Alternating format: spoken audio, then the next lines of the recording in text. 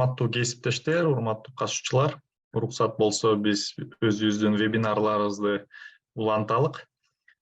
Сиз билгендей PISA 2025 программасын улантыдабыз. Бүгүнкү күндө бул 10-чу вебинар бизде.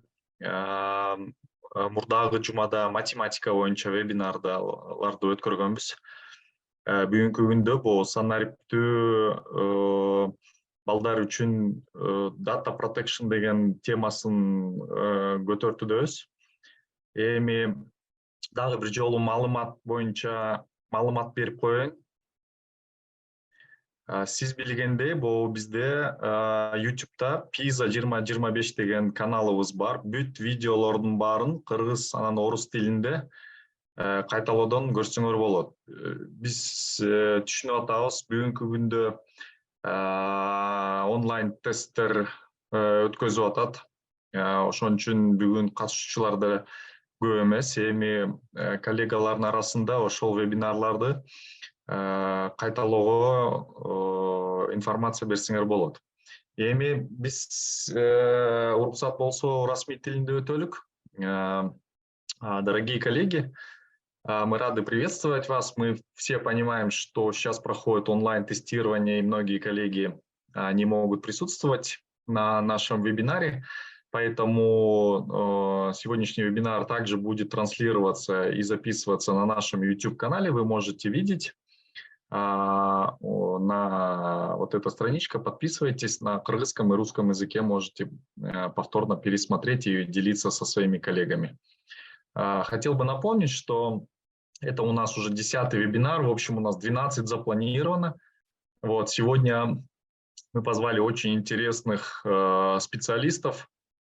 Это Кутнаева Нурия Асылбековна.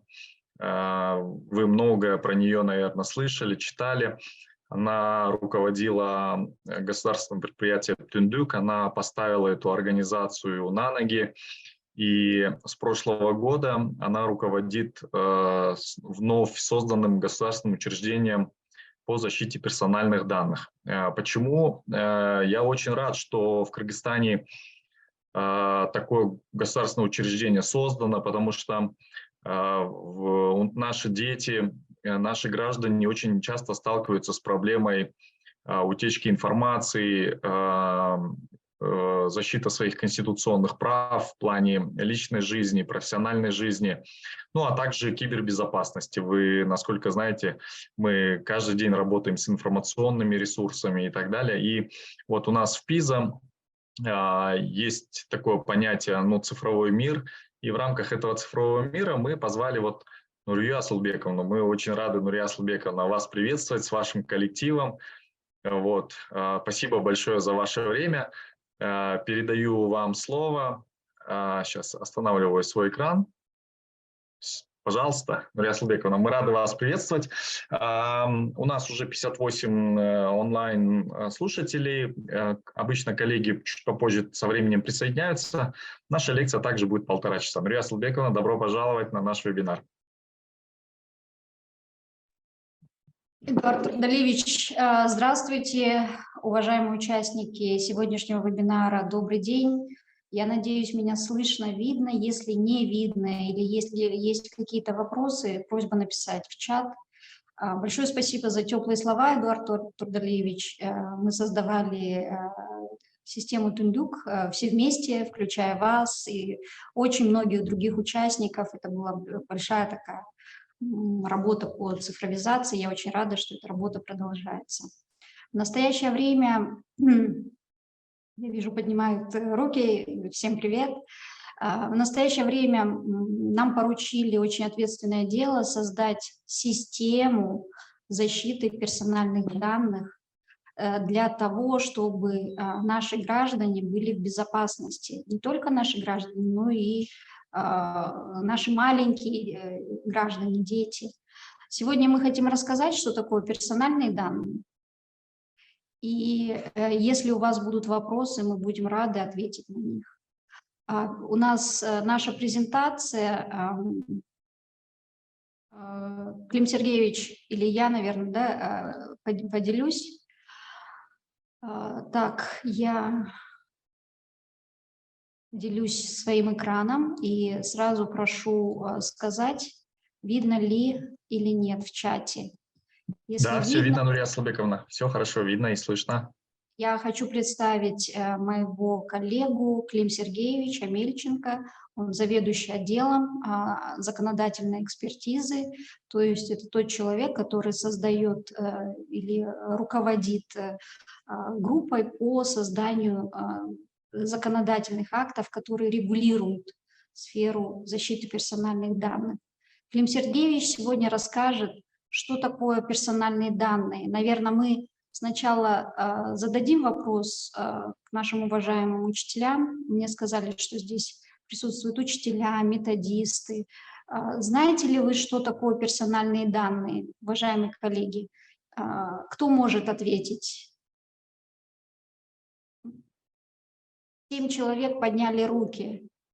Пожалуйста, скажите или напишите, как вы представляете, что это такое персональные данные. Все знают, что это, например, фамилия, имя, отчество, да? А что кроме фамилия, имя и отчества, что еще? Что это еще такое? Как вы думаете? Так, я вижу, ответы появились. Так, так. Амин билем, хорошо. Үзбізге был он малымат, молодцы, правильно. Тычтыбек Досмуратов, молодец. Так, вот можете писать в чате. Кто еще? Можно микрофон подключить и отвечать. Кто-нибудь один может ответить? Пожалуйста.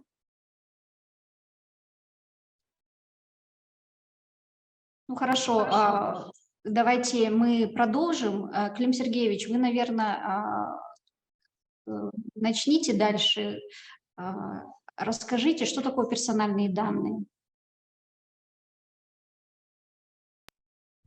Добрый день, коллеги. Очень приятно, что меня пригласили сегодня на это мероприятие. Очень приятно делиться своими знаниями в области защиты прав граждан, в частности, защиты их персональных данных, которые у нас, защита которых определена Конституцией, да, в частности, статьей 63.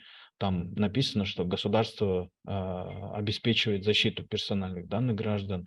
И частью статьей 24 Конституции у нас говорится, что также обеспечиваются права приватности, да, права на неприкосновенность, на личную неприкосновенность. И вот агентство – это один из механизмов по обеспечению защиты, да, то есть, ну, мы являемся, так сказать, гражданским органом, который занимается защитой, да, прав граждан, то есть и есть также и правоохранительные органы, которые этим занимаются, судебные органы. Мы в своей части в первую очередь занимаемся разработкой политики, непосредственно рассказываем, что такое персональные данные, как их надо защищать, где границы того, что может быть нарушено, а где лучше не пересекать, да? То есть и мы рассказываем, каким образом необходимо работать с персональными данными, чтобы не привести к нарушению прав граждан в первую очередь. Вот. Ну и непосредственно выступаем в качестве защитников граждан как первый эшелон, так сказать, тех, кто выступает на защиту прав граждан.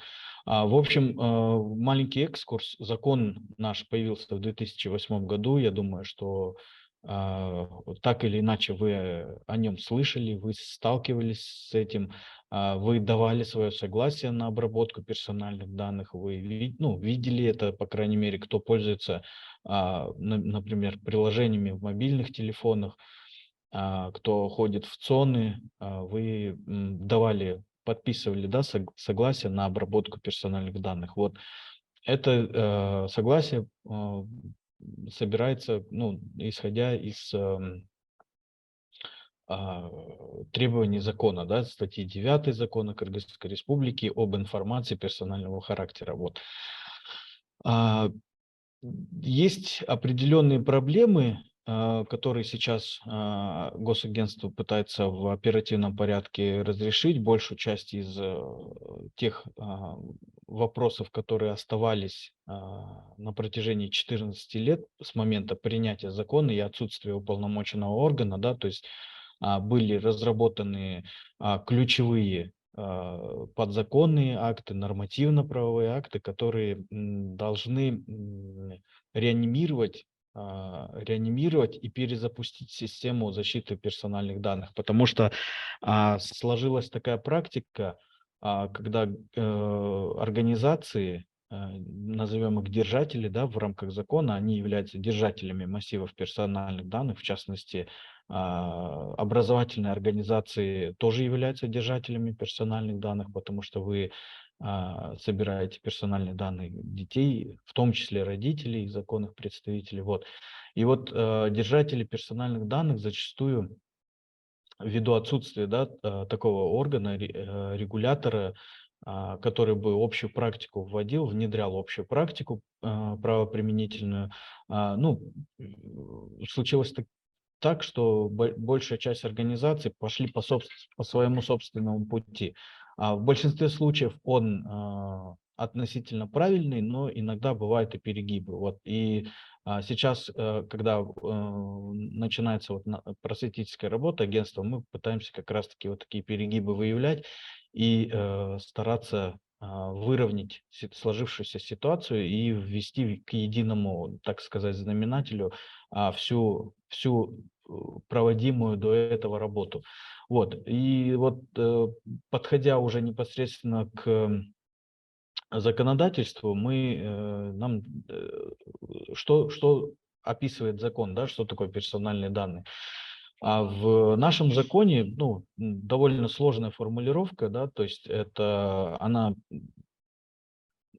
она тяжелая к пониманию, да, вот здесь вот на слайде, который вашему вниманию предоставлен, тут более простая формулировка, и дальше мы ее постараемся еще раз расшифровать, но я хотел бы еще из закона, да, процитировать непосредственно, что в законе содержится, какая формулировка этого определения, что же такое персональные данные, да, то есть законом предусматривается информация персонального характера, да, и она же у нас по нашему законодательству приравнивается к персональным данным. И это означает, что это зафиксированная информация, да, то есть на материальном носителе, о конкретном человеке, да, отождествленная с конкретным человеком или которая может быть отождествлена с конкретным человеком, или которая позволяет однозначно идентифицировать этого человека, то есть прямо или косвенно, посредством ссылки на один или несколько специфичных для него биологической, экономической, культурной, гражданской и социальной идентичности.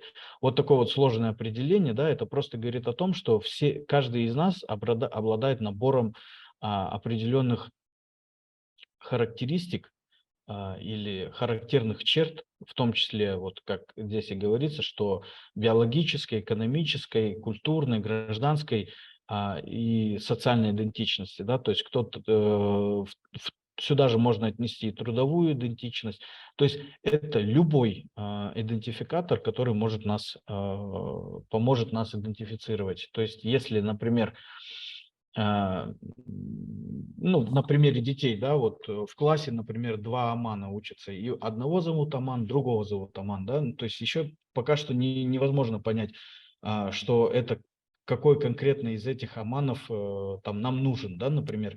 Что мы для этого используем? Да, мы, наверное, тогда берем фамилию, да, его там Асанов Аман, да, и у нас там Бектуров Аман есть, да, и мы думаем, или оба Амана оказываются у нас Асановыми, да, то есть опять нам не совсем ясно, какой нам именно Аман нужен, да, то есть и мы тогда интересуемся, там, как, во-первых, там, кто его родитель, да, как родителей зовут, да, то есть узнаем, то есть чем больше мы узнаем о нем подробностей, тем легче нам его идентифицировать, да, то есть если мы узнаем о нем, например, То есть это вот как раз-таки вот перебор вот этих вот использования вот этих вот идентификаторов относительно этого омана позволяет нам его конкретно идентифицировать, чтобы какую-то осуществить с ним работу, да, ну, какое-то взаимодействие. Возможно, заключить договор, передать записку, передать, вызвать родителей или еще что-то сделать, там, заполнить дневник, ну, и записать его на участие в Олимпиаде, ну, и так далее, да, то есть то же самое и у нас и на уровне взрослых, да, происходит, то есть каждого из нас каким-то образом идентифицируют по персональному идентификационному номеру, или, например, там, по имени, а это кто? А это вот, например, учительница, да, и все знают, да, это вот такая учительница, мы ее знаем, значит, даже по трудовым идентичностям вас уже определили, да, и то есть если, например, ваше имя и род деятельности, или ваше социальное положение, или, например, если там у вас какое-то знаменитое имя, но вы при этом еще и миллиардер, да, то есть это уже социально-экономическое, да, положение, соответственно, поэтому тоже вас можно идентифицировать. То есть я к чему веду, что нет какого-то конкретного закрепленного списка идентификаторов, по которым можно понять, что это тот или иной человек, да, то есть всегда есть та характерная информация, относящаяся к человеку, которая достаточно для кого-то, чтобы конкретно понять, что это он, что это именно этот человек. И вот такая вот информация, пусть она в одном виде, либо с присоединением другой информации, она будет считаться информацией персонального характера и подпадать под действие закона Кыргызской Республики об информации персонального характера. И, соответственно, к такой информации, к хранению такой информации применяются соответствующие требования безопасности. Да? То есть там необходимо создать условия по обработке таких данных, но при этом, чтобы к этим данным не было доступа у тех людей, которым нет необходимости получать доступ к этим данным, да, то есть или, например, должны собираться только те данные, которые необходимы для того, чтобы взаимодействовать с этим человеком, оказывать ему услугу. В данном случае, если мы говорим о системе школьного и внешкольного, например, образования, дошкольного образования и высшего профессионального образования, мы говорим о том, что в данном случае идет оказание услуги, да, государственные услуги, это оказание услуг образования. Вот для этого необходимо конкретно разграничить, какие персональные данные необходимы именно для того, чтобы предоставлять образовательные услуги, да, то есть и вот общемировая практика показывает, что вот в частности есть международные стандарты, но на основании этих стандартов разработано законодательство европейских стран, всего Европейского Союза, у них есть генеральный регламент, и вот там говорится, что нельзя, да, собирать те данные, которые не будут использоваться, да, или те данные, которые используются не по назначению, или те данные, которые не соответствуют целям сбора этих персональных данных, да, в том числе. И у нас такое же есть определение, да, то есть оно у нас закреплено в 4 статье, и оно гласит таким образом, что персональные данные могут собираться только те персональные данные, цели обработки которых определены заранее и доступны для каждого человека. То есть о чем это говорит? О том, что каждая из организаций, которые занимаются сбором персональных данных и обработки, в особенности сбором персональных данных детей, оно должно обеспечить возможность законным представителям или родителям этих детей ознакомиться, какие персональные данные собирают и какие цели для сбора каждой из этих для этих персональных данных. И вот как раз-таки у них есть такая методика, они перед тем, как начать собирать персональные данные, необходимо понять, провести оценку вот воздействие, да, на персональные данные, и нужно ли, например, эти персональные данные вообще собирать, да, то есть если их затратность на их обработку или на их содержание и сохранение этих данных, они превышают там, и, например, бюджет этой организации, и, например, они не требуют к себе такого внимания, которое к ним предъявляется для того в процессе сбора, то такие данные просто исключаются и не собираются, да, то есть собираются только те персональные данные, которые конкретно можно обработать в данный конкретный момент для оказания той или иной услуги, да, на которой специализируются. Вот здесь вот все могут тут увидеть, да, что у нас есть вот идентификаторы, которые непосредственно, да, по которым нас можно понять, да, и персональная информация, это, которую можно сопоставить с нашими идентификаторами и уже однозначно установить, кто мы, например, да. Вот, и вот здесь вот как раз есть перечень, персональный идентификационный номер, как я уже ранее говорил, в том числе биометрические данные, это отпечатки пальцев, да, то есть это фотография лица, биометрия лица, да, то есть рисунок лица, сетчатка глаз, да, вот мы когда ходим, голосуем, мы как раз вот отпечаток пальца прикладываем, чтобы нас провели аутентификацию, сопоставили с базой биометрических данных, чтобы мы могли реализовать свое право на выборы, да. Вот. В этой ситуации защита вот персональных данных, в особенности детей, она как раз-таки ложится на образовательные организации, да, то есть потому что, во-первых, это своего рода персональные данные детей, это, они, конечно, прямо не отнесены законом Кыргызской Республики к специальной категории данных или к чувствительной категории данных, но все-таки мы должны понимать, что дети – это такая незащищенный слой, да, населения, социальный слой, да, через который легко воздействовать на родителей или на которых непосредственно легко воздействовать. И, соответственно, защита их персональных данных и вот того массива персональных данных детей, она должна осуществляться очень бережно и очень качественно. И, соответственно, здесь вот тоже необходимо учитывать, что не всегда необходимо защищать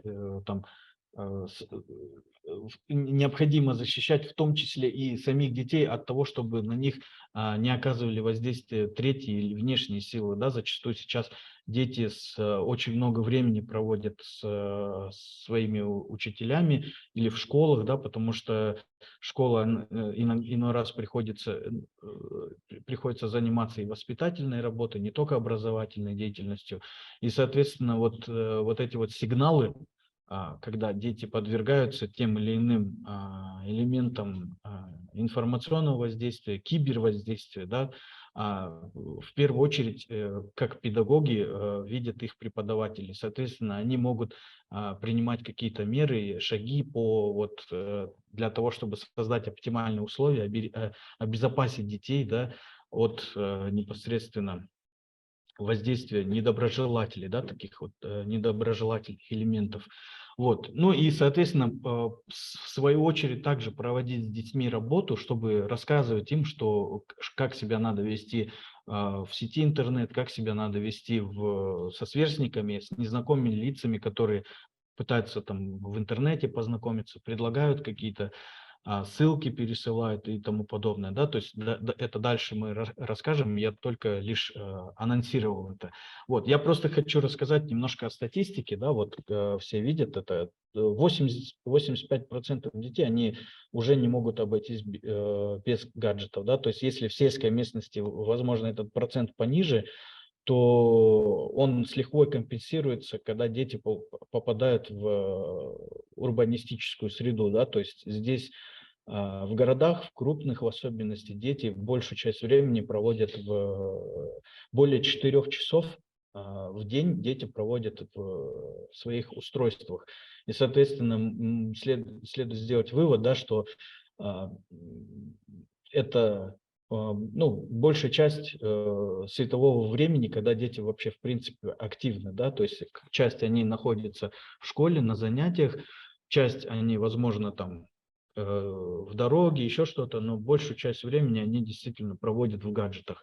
Вот, 70% детей, да, признают, что не могут обойтись без своего смартфона, да, то есть острая зависимость от смартфонов, она достигает 80%. И это уже действительность, это уже реальность, и с этим надо работать, то есть не полностью там запрещать, но при этом, по крайней мере, необходимо учить детей, как пользоваться вот этими устройствами, ограничивать время, управлять этим временем, да, и вот эти вот цифровые навыки детей, они должны, и людей вообще в целом, они должны начинаться как раз-таки с дошкольного, даже, возможно, возраста, да, как работать и как правильно распоряжаться своим временем и доступными нам технологиями в том числе. Вот, поскольку мы сейчас стоим на этапе 4-й промышленной революции, да, то есть и информатизация, и информация – это новое золото, да, то есть 3-я промышленная революция требовала, чтобы мы знали базовые школьные навыки, которые сейчас преподаются, вот 4-я промышленная, она требует для того, чтобы у нас еще мы обладали специальными цифровыми навыками, да, то есть умение пользоваться социальными сетями, умение пользоваться мобильными устройствами, редакторами какими-то графическими, текстовыми редакторами, да, презентации составлять в электронном виде, то есть писать сообщения в мессенджерах, пользоваться электронными кошельками, кредитными картами. Вот это все, это часть цифровых навыков, это все является цифровыми навыками, это является уже частью нашей обыденной жизни, да, и, соответственно, этому необходимо в том числе обучать и детей. Вот, то есть тут необходимо отметить, что и 9 из 10, как вот вы видите, школьников, они в том числе играют в компьютерные игры, зачастую вот сейчас тоже очень много средств и инцидентов, в том числе, бывают связаны именно вот с такими вот с играми, когда дети бесконтрольно начинают играть и потом сталкиваются с последствиями, да, причем с последствиями сталкиваются еще и родители. Вот. Вот тут также необходимо обратить внимание, что дети признаются, что скрывают от своих родителей там, особенности, да, своей интернет-активности. И это реальность, с этим приходится жить. И вот чаще всего на это могут обратить только обученные люди, педагоги в том числе, когда они видят изменения в особенностях поведения, да, детей, они, соответственно, уже могут тогда выявить и проработать вот эти моменты, да, то есть направить, возможно, даже поделиться советом или дать совет. Вот. 85% нарушений – это, конечно, они вызваны человеческим фактором, да, то есть большая часть киберпреступлений, преступлений в интернет-среде, да, они направлены против физических лиц, потому что системы защиты, системы безопасности коммерческих организаций, они в настоящее время уже доходят до довольно высокого уровня, чтобы обезопасить свою информацию, потому что с каждым годом критичность информации и ее объем, он увеличится. Соответственно, требования к безопасности, они становятся еще выше. Но при этом люди, они являются самым незащищенным, да, таким элементом в системе цифрового взаимодействия, а дети, они являются еще более незащищенными, соответственно, через детей легче действовать злоумышленникам. То есть 94% всех вредоносных программ, они доставляются по электронной почте. Да? То есть и каждые 10 секунд происходят атаки программ-вымогателей. То есть программы... Ну, есть определенные методы, мы далее тоже их разберем, что, например, приходит на почту ссылка, да, или еще что-то там, перейдите по ссылке, мы видели, мы знаем что-то, или получите приз, заберите свои 10 там тысяч, или там это Национальный банк, мы раздаем по 15 тысяч сом всем, пожалуйста, перейдите по ссылке, зарегистрируйтесь, придите и получите эти деньги. Люди берут, проходят, например, эта программа «Вымогатель» шифрует всю информацию на компьютере, абсолютно всю информацию, и потом требует деньги для того, чтобы, например, расшифровать эти данные, или ворует всю информацию с компьютера и требует деньги, чтобы потом можно было, например, чтобы вернуть эту информацию утерянную. Вот. 71% всех кибератак имеет финансовую мотивацию, да, то есть, ну, как уже и говорится, да, что корень всего это сребролюбие, да, и, соответственно, когда человек попадается вот в эти вот сети киберпреступников, в первую очередь они хотят завладеть его финансовыми средствами, да, и, ну, и в других целях непосредственно. Вот. Я думаю, что моя часть пока на этом закончена, и передаю слово вам, Нурия Салбековна. Спасибо за внимание. Да, Клим Сергеевич, если будут вопросы еще у наших коллег из образовательной сферы, я обязательно вам передам слово. Сейчас я перехожу непосредственно к своей части презентации и хочу сказать, что мы вот составили в агентстве, мы составили такую таблицу. Посмотрите, пожалуйста, это все нарушения цифровых прав детей, поскольку вы непосредственно общаетесь с детьми, вы учителя, методисты, вы, возможно, люди из администрации школы. На первом уровне это те нарушения, которые сами дети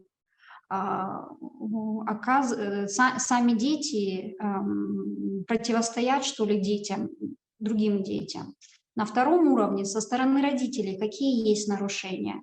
На третьем уровне от всех взрослых окружающих какие есть нарушения в части кибербезопасности по отношению к детям. На четвертом уровне взрослые именно в школе и в детском саду, это уже более углублено, по отношению к детям. И на пятом уровне нарушения, которые от всех юридических лиц, не только в школе и в детском саду, а от всех окружающих, именно юридических лиц, организаций по отношению к детям. И дальше мы сейчас рассмотрим более конкретно по всем этим уровням, для того, чтобы было понятно, да, что имеется в виду. Ну, на первом уровне какие нарушения сами дети оказывают к другим детям в киберпространстве. Ну, это называется кибербуллинг, да, вы знаете, это что? Это вид травли в интернет-пространстве с применением технологий, включающий оскорбления, угрозы, клевету, компромат и шантаж с использованием личных сообщений. Например, пример указан на экране. Например, дублируются, так сказать, страницы, копирующие личную информацию подростка для дальнейшего оскорбления. Это может быть оскорбление как учителей, родителей или друзей от имени подростка. Это достаточно такой очень распространенный вид нарушений. Дальше может подбираться пароль к реальной странице ребенка, и могут быть опубликованы в сети нежелательные фотографии, банковские счета или другую личную информацию. Нужно здесь напомнить, что если вы будете говорить с детьми, что кибербуллинг, это такое иностранное слово, по-русски это будет травля, так скажем, уголовно наказуемое деяние, и очень легко на самом деле установить реальную личность агрессора, да? То есть это детям кажется, что все, что я написал в интернете, это никому не будет известно. На самом деле все это легко выясняется правоохранительными органами, поскольку есть определенные датчики или индикаторы, IP-адреса и так далее. То есть правоохранительные органы легко могут выявить обидчика, и потом это приведет к совершенно ненужным последствиям для самого подростка или его родителей, или ее родителей. На втором уровне родители и дети. Значит, нарушения от родителей по отношению к детям. Ну, казалось бы, да, что родители могут своим самым любимым детям причинить. Но на самом деле выясняется, и уже на Западе ведутся очень большие исследования по этому поводу. И вот было проведено такое исследование, и выяснилось, что до момента, пока ребенку исполняется 5 лет, родители успевают загрузить в соцсети до 1000 фотографий. То есть вы знаете, что все мы сейчас уже такие активные пользователи Фейсбука, там кто-то в Одноклассниках, кто-то в Фейсбуке, кто-то еще, ну, условно говоря, в WhatsApp ставит там в статусах фотографии или видео своих детей. Ну, еще там куча есть социальных сетей, Twitter, там Instagram, конечно, TikTok. И каждый хочет поделиться своей радостью, своей гордостью, своим ребенком, но на самом деле насколько потом ребенок хочет, чтобы его вот эти вот фотографии, где он может быть даже без штанишек или там без верхней одежды, потом это все будет преследовать его всю жизнь, потому что родители выкладывают иногда подчас фотографии, но абсолютно кажется, что ребенок маленький, можно выложить, но мы все должны помнить, что есть такое выражение: интернет помнит все. И я сама видела, как в Фейсбуке, ну, подписчики мои, так скажем, там, друзья, выставляют детей своих, ну, скажем, в том виде, в котором ребенок не захочет, чтобы его потом видели во взрослой жизни или даже подросткам. Поэтому говорится, что почти у четверти детей цифровая жизнь сегодня начинается с того, что их родители выкладывают фотографию с УЗИ в интернет.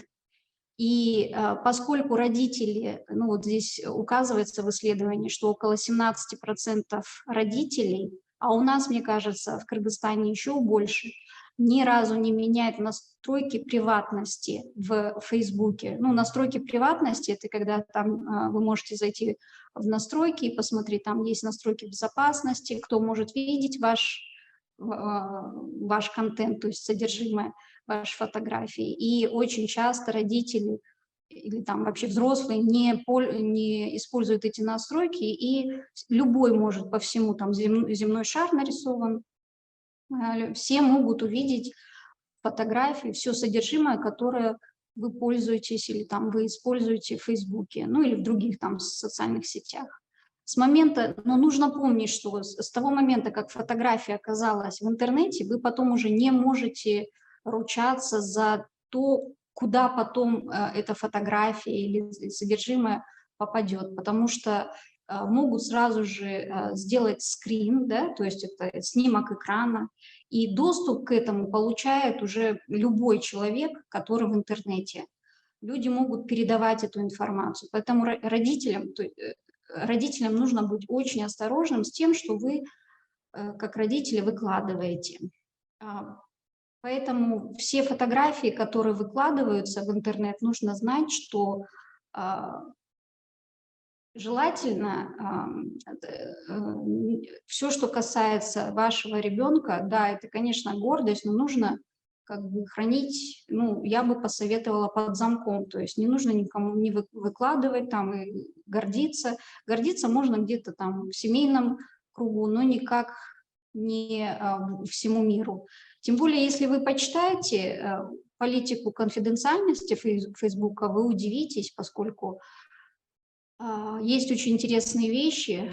С того момента, как вы выложили фотографию в соцсетях, ну, не только в Facebook, я просто пользуюсь Фейсбуком, а на самом деле и в Инстаграме, да, и в ТикТоке. Как только вы выкладываете такую информацию, эта информация уже не принадлежит вам на юридическом уровне. Дальше, на следующем уровне взрослые дети. То есть мы от родителей перешли. Вот еще один момент я хотела сказать, что есть статистика, также исследования были проведены, что вы знаете, те люди, которые, ну вот как на картинке нарисован, педофил, да, было проведено исследование, что откуда они берут фотографии детей, да, ну, дети могут быть не одетые там и так далее. Выяснилось, что, по-моему, 70 или 80% таких фотографий взято из соцсетей и из социальных сетей, и все это выкладывают сами родители. То есть они добровольно выкладывают такие фотографии замечательные своих детей маленьких, а потом это все скачивают совершенно, ну, монстры, да, в человеческом обличии. И поэтому на третьем уровне мы говорим, что взрослые дети, какие нарушения имеются от взрослых по отношению к детям, так называемый кибергруминг, то есть это нахождение через социальные сети детей и приглашение их к виртуальному знакомству.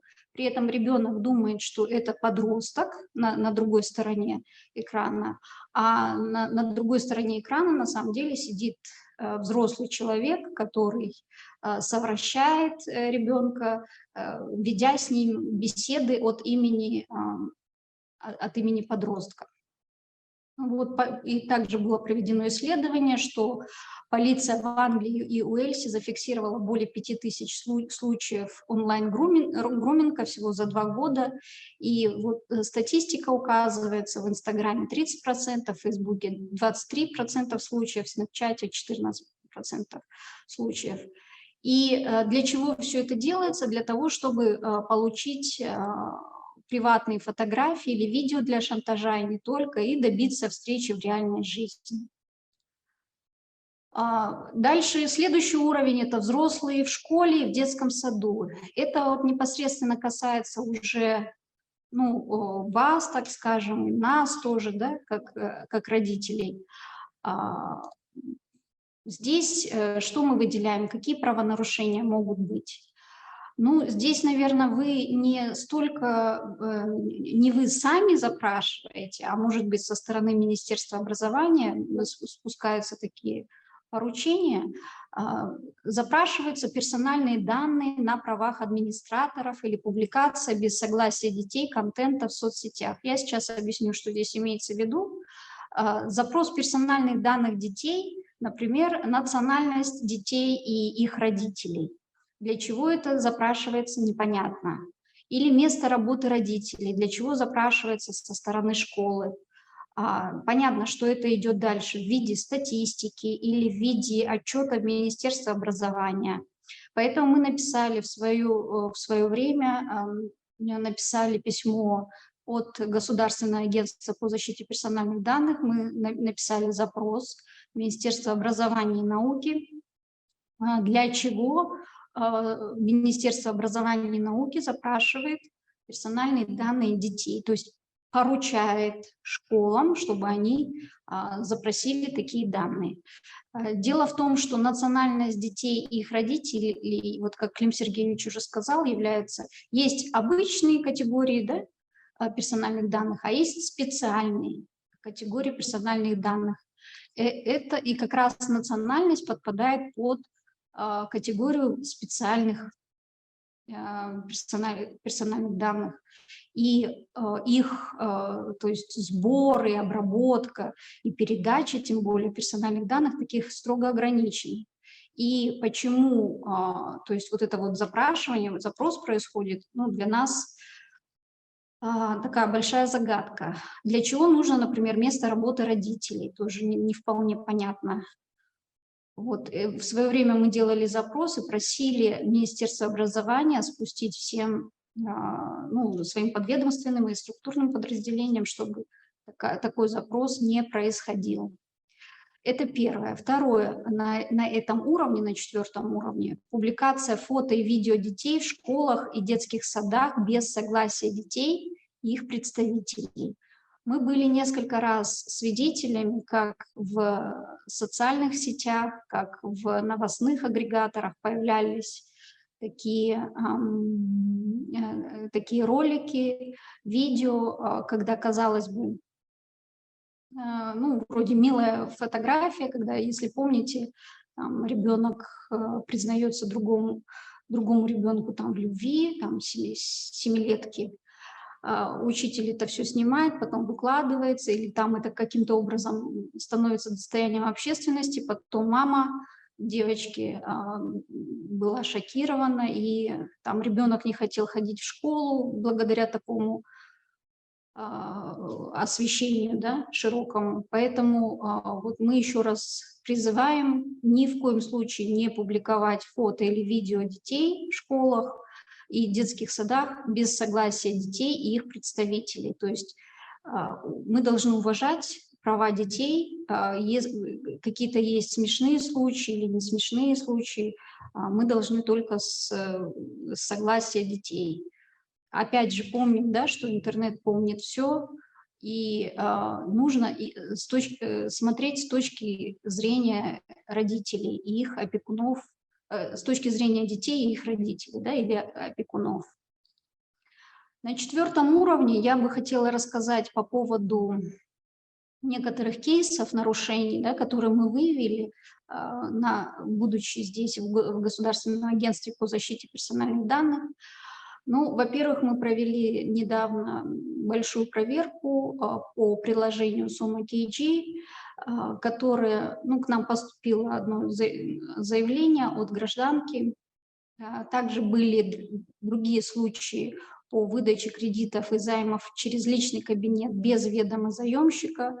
И в том числе есть некоторые подозрения, что дети имеют прямое отношение к тому, что могут брать паспорта родителей и отправлять, ну, условно говоря, там для удаленной идентификации паспорта родителей и так далее. То есть нужно быть очень внимательным в этом отношении, потому что дети зачастую уже знают гораздо больше, чем сами взрослые могут быстро зайти и провести идентификацию там, и так далее.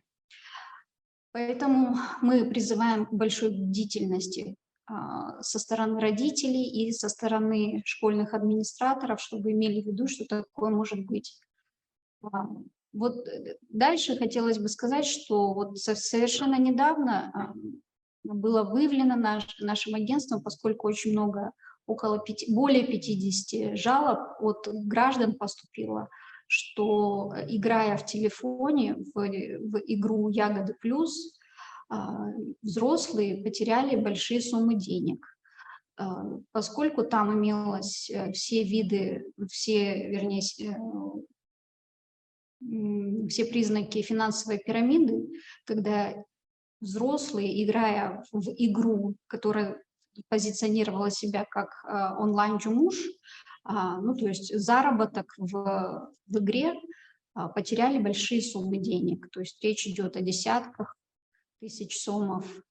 И в жалобах писали, что играли целыми селами там, в эту онлайн-игру. И, конечно, есть и жалобы от детей. То есть 11-классники пишут, что, будучи в Телеграме, там перевели кому-то, тоже в Телеграме, суммы денег, тоже несколько десятков тысяч сомов, поэтому вы, как люди, которые непосредственно общаются с детьми, тоже, может быть, на классных часах должны провести такую какую-то беседу о том, что интернет – это не всегда хорошо. Да, можно в интернете много что найти, но в то же время нужно быть очень бдительным по отношению к тем товарищам, мошенникам, которые обещают крупный, баснословный, там, быстрый доход, например, или говорят о том, что есть работа, да, в интернете. То есть это вот со стороны взрослых, да, нарушения. Также на последнем уровне, со стороны юридических лиц, мы говорим о том, что незаконная передача третьим лицам, да, неправильная обработка персональных данных детей, незаконная передача их третьим лицам. Вообще, чтобы объяснить, что здесь имеется в виду, я хочу сказать вот то, что Клим Сергеевич тоже раньше говорил.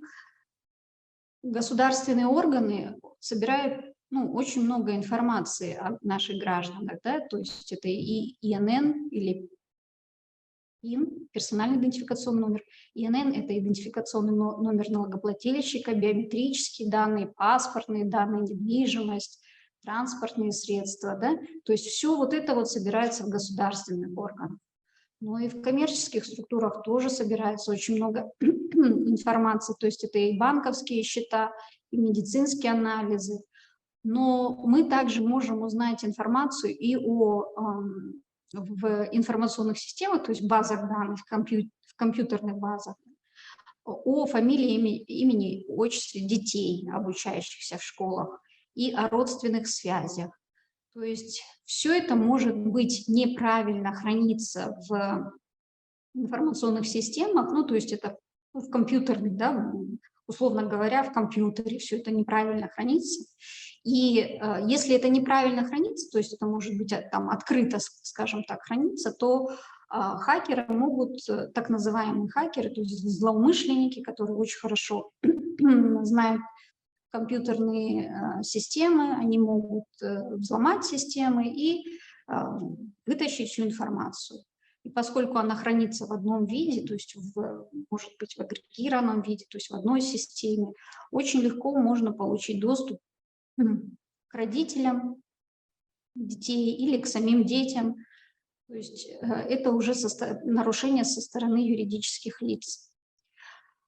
Мы предлагаем здесь некоторые наши планы. Мы собираемся принять законодательные акты, где говорим, что дети должны быть выведены в особую категорию субъектов персональных данных, то есть к ним нужно быть очень особое внимание. Необходимо установить возраст самостоятельного согласия на обработку персональных данных, чтобы они сами говорили, да, я это хочу или я это не хочу опубликовывать.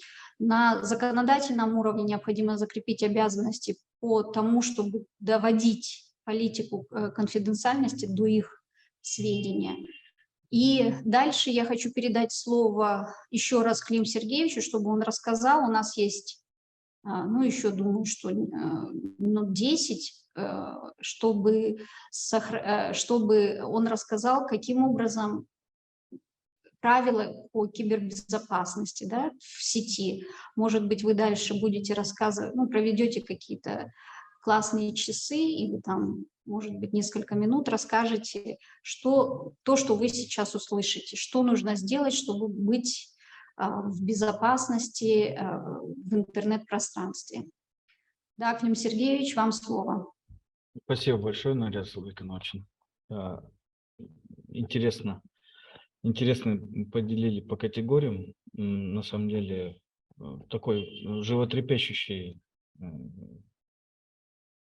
аспект, да, вот этого всего, особенно дети, когда с этим сталкиваются, и, ну, последствия бывают всегда не самые приятные, да, даже если вспомните вот эти вот группы, которые закрыты, куда детей вовлекали, вот, и склоняли их там к различным действиям, вот, незаконного характера. Ну, в общем, я немножко хочу рассказать о кибербезопасности, да, цифровой гигиене, да, в сети. Цифровая гигиена – это, ну, это то же самое, да, то есть, что мы все учимся, да, там, убирать свое жилище, мыть руки после того, как мы в уборную сходим, посуду мыть, да, чтобы из чистой еды, да, то есть это то, что позволяет, гигиена, да, наша, она позволяет нам поддерживать свое здоровье, да,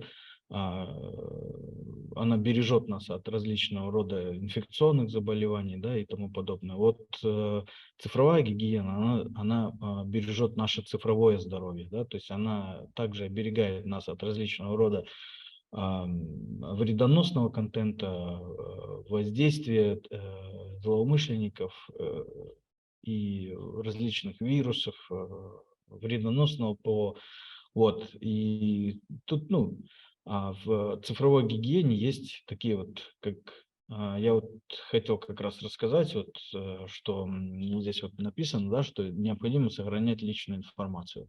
То есть никогда не делиться своими личными данными с незнакомыми людьми в интернете, да, также не размещать свои персональные данные в социальных сетях или других платформах, да, то есть в том числе детей, или когда это хотят сделать дети, то они должны хотя бы посоветоваться с родителями, если родители, например, не уделяют им внимания или они не знают, какой лучше контент постить, да, потому что можно ограничить свой контент без размещения там персональных данных, да, то есть можно свои творческие способности, например, освещать в этом контенте, можно и свои там увлечения или еще что-то, но тоже это надо делать очень аккуратно, потому что любая информация, которую мы размещаем в интернете, она может быть использована против нас, и в некоторых случаях она используется против нас. Вот.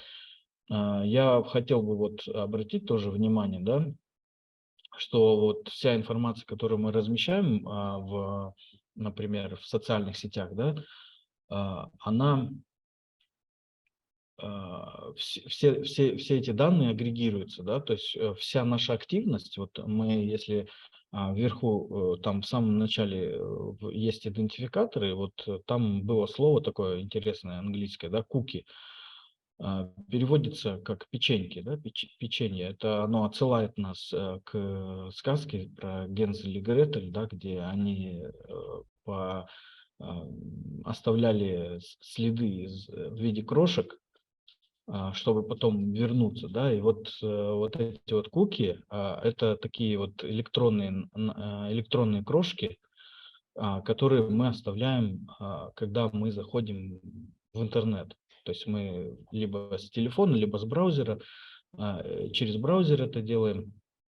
Но вот эти куки, они в себя включают абсолютно там большие объемы информации. Это клики, например, нашей мышки, да, то есть некоторые алгоритмы даже запоминают даже то, на каком изображении мы задерживаем больше всего внимания.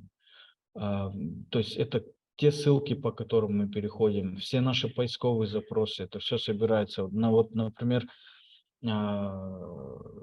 некоторые алгоритмы, которые используются социальными сетями, они, если человек проведет, например, на этой странице более 5 часов, то этот алгоритм, он узнает о человеке или построит его психоматрицу, грубо говоря, на том же самом уровне, на котором его родные люди узнали бы там или знали бы там более чем 10-15 лет совместной жизни, да, то есть собственный супруг или супруга столько не знает, сколько может знать этот алгоритм о человеке, да, то есть, и, соответственно, он может воздействовать абсолютно в любом формате, режиме, да, то есть с учетом развития информационных технологий. Тут на самом деле мы не всегда можем предугадать, какие будут следующие шаги, будут ли они, например, там мирного или какого-то не совсем, да, там мирного характера с учетом, да, там несовершенства информационных технологий, да, или лиц, которые их используют. Ну вот Нурия Сулбековна как говорила, да, то есть есть Facebook, да, в том числе, вот она обратила внимание, что они делают, да. Я вот хотел бы вам перечислить такие вещи, что они могут сделать. Они могут предсказывать дни рождения, смерти близких на основе постов, личных сообщений и данных банковских транзакций. Они могут коррелировать геопозиции друзей для оповещения, для определения, кто с кем больше проводит времени. Ну, то есть сопоставлять, да, геопозиции. Они могут определять обычное поведение, отклонение от обычного поведения. То есть есть власти Австралии буквально вот на днях заявили, что там у них праздники большие планируются, и они будут использовать искусственный интеллект, который будет следить за толпой, да, то есть за народными гуляниями, и этот искусственный интеллект будет отслеживать абсолютно все, то есть снимать биометрические данные, движение людей, настроение людей, в том числе даже доходя до ширины улыбки, да, то есть подавленности состояния, скорости движения. И все факторы он будет учитывать, обрабатывать и передавать в правоохранительные органы. Да, с одной стороны, может быть, для безопасности это, конечно, хорошо, но для приватности это никто не знает, куда эта информация потом девается и с какой целью она может быть использована в дальнейшем. Вот. То есть также Facebook может определять камеры на основе там, пикселей или царапин на линзе, да, то есть использовать микрофон. И я думаю, что если кто активно пользуется социальными сетями или смартфонами, у них тоже возникали такие подозрения, когда они о чем-то говоря со своими друзьями, знакомыми, что-то упоминали, и потом что-то это они видели в виде предложенных новостей в своих социальных сетях. Так вот, это как раз-таки используется использование алгоритмов Фейсбука, чтобы нам предлагать какой-то контент. Вот, ну, они также могут определять типы характера, да, то есть интроверт, экстраверт. И уже на основании вот этого всего массива информации, который они о нас собирают, они уже там проводят таргетированную рекламу. Ну, хорошо, когда это реклама, да, но плохо, когда это используется, например, злоумышленниками. И вот тот объем информации, которым мы делимся в своих социальных сетях, в интернете, он как раз-таки может использоваться в первую очередь против нас, да, как бы мы не хотели с кем-то поделиться этой информацией, но я думаю, что те близкие, с которыми мы хотели непосредственно поделиться, мы можем с ними поделиться и в каком-то приватном режиме или в закрытом, да, режиме, не выставляя эту информацию, например, в пост. Можем отправить эти фотографии там личным сообщением или еще что-то, да, то есть, ну, ограничив тем самым вот эти вот угрозы, да, безопасности. Вот переходя к следующему слайду, и тут необходимо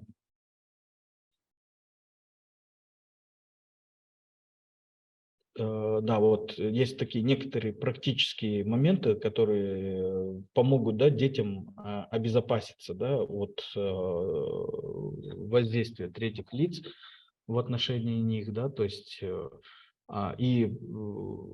ну, они с одной стороны обеспечат их приватность, и с другой стороны ограничат их риски попасть в лапы злоумышленников, да, то есть это вот обязательно на телефоне надо настроить двухфакторную аутентификацию, да, то есть это возможно, чтобы был пароль или графический, или цифровой, да, вводиться, чтобы телефоны, да, личные не были без блокировки, да, то есть это вот, к примеру, двухэтапный вариант проверки позволяет создать дополнительный секретный код для большей безопасности. Да? То есть это если, в том случае, если телефон будет утерян или останется в классе на столе, и, там, чтобы сверстники не могли получить доступ там, к личным фотографиям в том числе.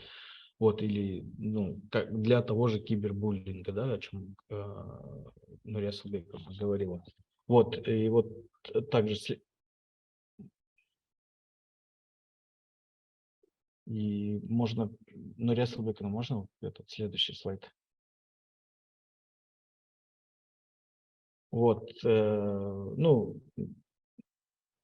тут вот говорится, да, что, как Нурия Сулбековна уже ранее говорила, что интернет помнит все, да, то есть необходимо объяснить, что информация, которую подростки пишут, да, она там навсегда остается, она уже никуда не девается. Вот, необходимо подросткам объяснить, что детям, что нельзя пересылать, например, фотографии своих документов или документов своих родителей, да, то есть в особенности, когда это запрашивается по мессенджерам, да, то есть нельзя пересылать личные данные, персональные данные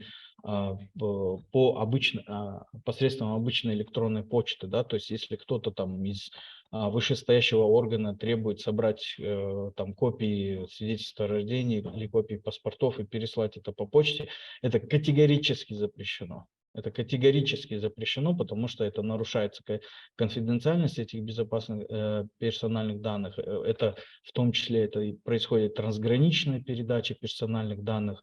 и никто не знает, куда эти данные потом могут утечь, да, и, соответственно, они могут быть скомпрометированы, в том числе использованы, как вот уже говорилось, что для получения кредитов или займов небольших, но они для некоторых граждан они являются чувствительными, поэтому такие персональные данные запрашивать просто там через посредством фотографирования или копирования и направления через электронную почту, это, конечно, запрещено. Вот. Необходимо также ограничивать, то есть чтобы дети как можно меньше рассказывали, например, о тех событиях, которые происходят в их жизни, в жизни их семьи, например, что там они куда-то уезжают или всей семьей, например, и там в отпуск или на отдых, или там они купили такую-то там машину или еще что-то. То есть вот такие вещи, ну, также могут использоваться злоумышленниками в преступных целях. И следует также учитывать, что вот при формировании паролей, да, то есть пароли тоже должны быть довольно серьезно защищены, потому что самые простые пароли можно взломать методом подбора и получить доступ к информационным системам, то есть к почте, например, к банковским данным и тому подобное. Да? То есть необходимо также все свои пароли делать, как минимум, чтобы они состояли из 8 символов, чтобы там были не только буквы или не только цифры, но буквы и цифры, да, то есть, причем не только, например, буквы маленькие или буквы только большие, но чтобы хотя бы 1-2 буквы были там большой и маленькой, но при этом, то есть вот такой, или символы специальные, да, там звездочки или вопросики ставить, или там восклицательные знаки, это максимально затрудняет возможность простого подбора, да и автоматизированного подбора тоже, то есть есть хакеры, которые занимаются подбором, но это уже другая история. Но в любом случае, то есть иногда бывает и такое, когда у детей воруют их аккаунты, да, в социальных сетях, они используют вот эти программы-взломщики, и из-за чего? Из-за того, что используются слабые пароли, и, соответственно, либо не используется двухфакторная аутентификация, либо используется, дети переходят вот по этим ссылкам, которые им высылаются. Опять же, нельзя переходить по ссылкам, если только вы конкретно не ждете, да, эту ссылку. Если эта ссылка приходит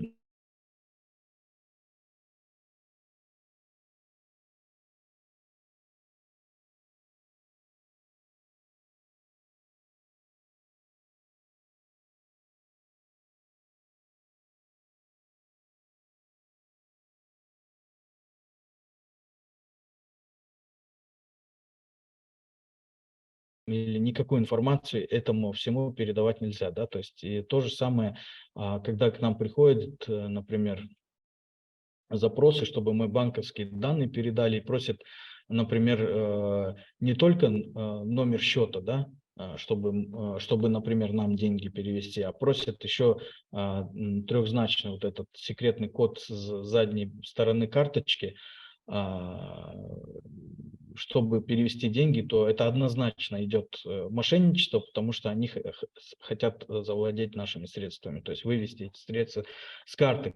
Но это вот такие вот базовые вещи, которые необходимо обсудить с детьми, чтобы они максимально были в безопасности, но исключить этого нельзя, да, что они могут быть подвергнуты, да, воздействию какому-то, да, в том числе вот на всех этих этапах, которые описала Нурия Асылбековна, но при этом, если вовремя замечать и сотрудничать активно, да, то есть, и свои собственные цифровые навыки развивать, я думаю, что можно вовремя вот эти вещи выявлять и купировать, да, то есть управлять этим всем процессом, вот этими кризисными ситуациями. Вот.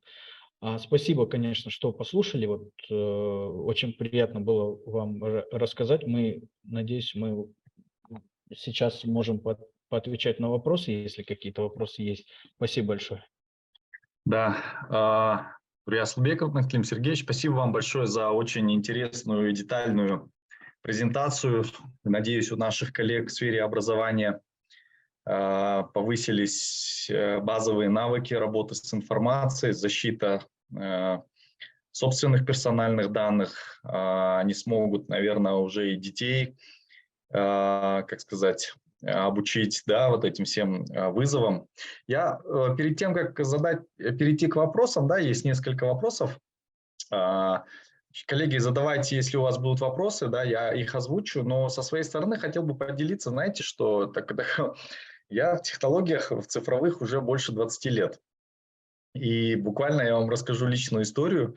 2 года назад у меня мошенники украли 3000 сомов. Я разместил объявление о продаже там какой-то вещи, я не помню, в интернете, и что-то забегался, и первый раз столкнулся с таким видом мошенничества, что как бы подумал о том, что они собираются мне на карту эти деньги перекинуть, а, соответственно, с моей карты, наоборот, эти деньги ушли. То есть вот как бы вроде бы мы все зрелые люди, работаем с цифровыми технологиями, но можем вот на такие уловки попасться.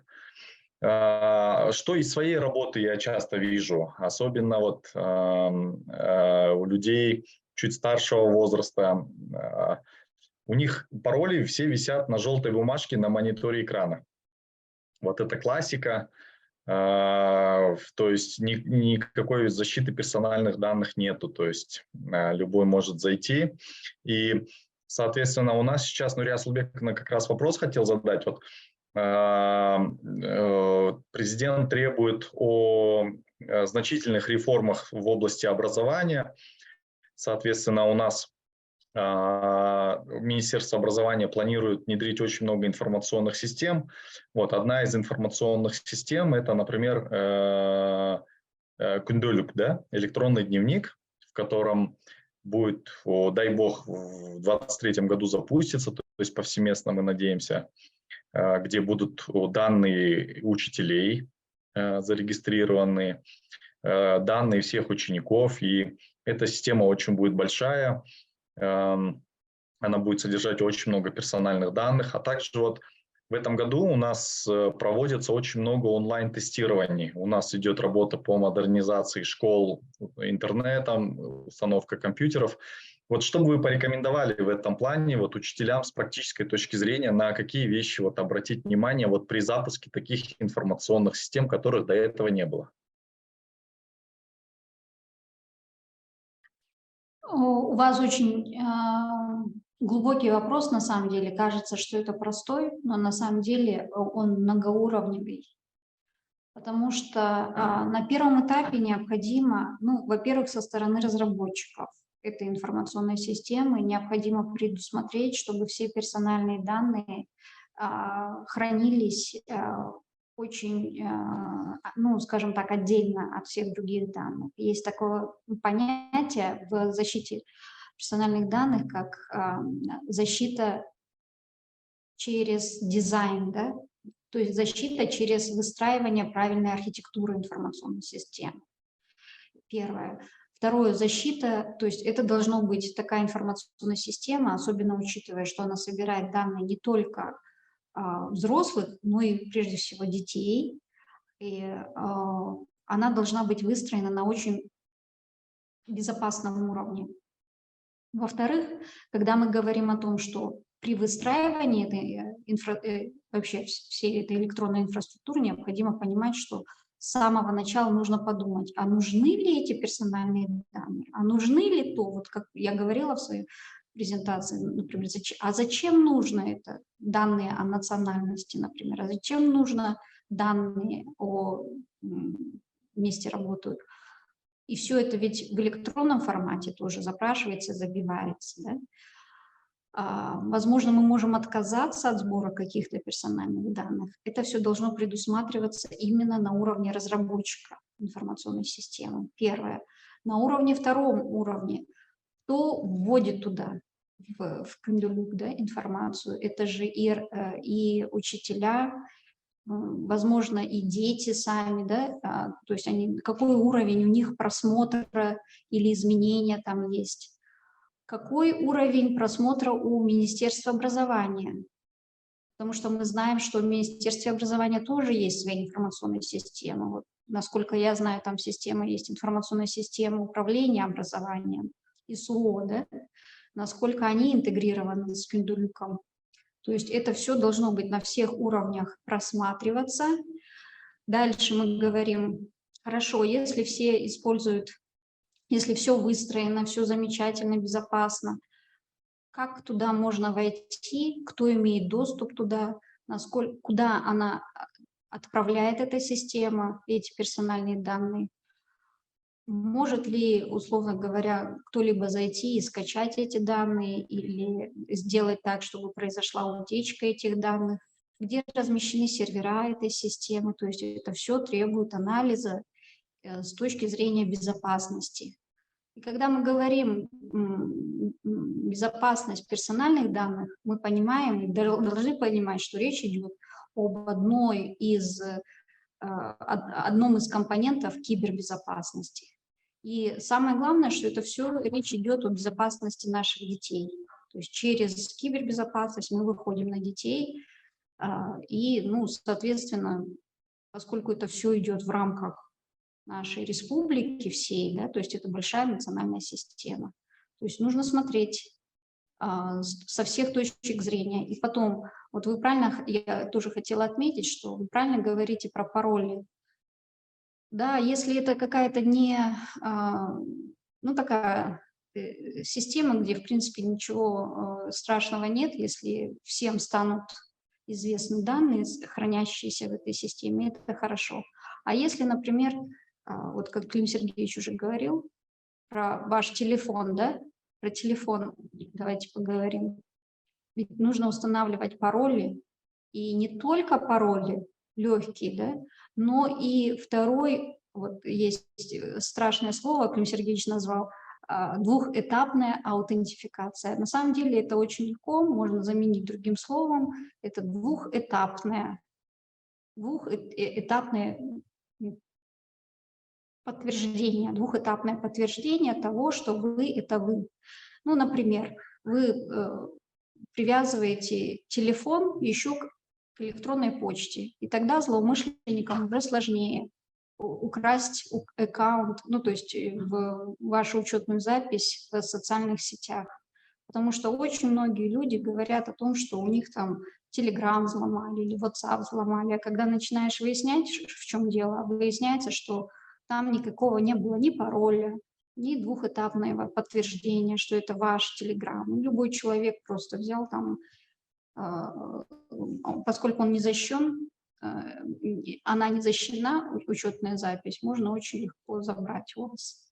Я хотела воспользоваться случаем и еще раз